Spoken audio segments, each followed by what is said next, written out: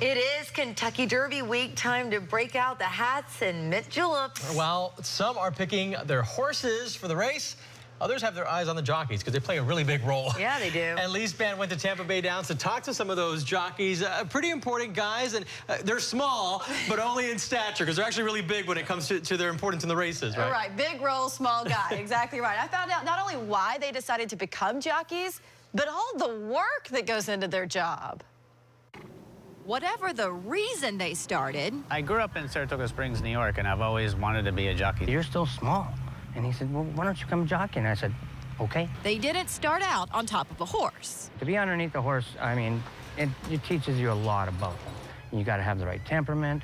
You got to know how to get along with them. Before I was a jockey, I cleaned stalls, I walked horses, built fence. Once a jockey starts riding, part of their job is to come to Tampa Bay Downs in the morning and convince owners and trainers to pick them to ride. Yeah, that's our job, is just basically be promotional. We try to sell ourselves. I've ridden a lot of horses where I've never even seen the horse. I get on, I read a form, it's called a racing form, and see where the horse wants to run. The jockeys say the race can be won or lost right at the starting gate.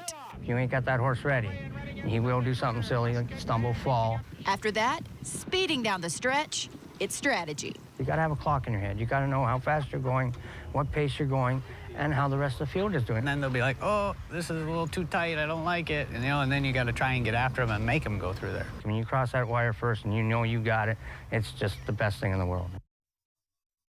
Get this, if a jockey wins, they get 10% of the owner's winnings, and in order to work year-round and make that money, jockeys will spend half the year at a track like Tampa Bay Downs and spend the other half of the year up north at another track. But I just really didn't know that they'd just have to go every day and try to find a horse to ride. Isn't that They gotta hustle incredible? for work, yeah. Wow, what a great backstory, what I think is really neat, though, is how they communicate with the horses. They kind of feel that horse. Sure. He was talking about the horse saying, well, this is too tight, I can't do that. Yeah. That's all just, they sense all that They stuff. said that they learn from the horses. Yeah. Exactly right. Well, right now,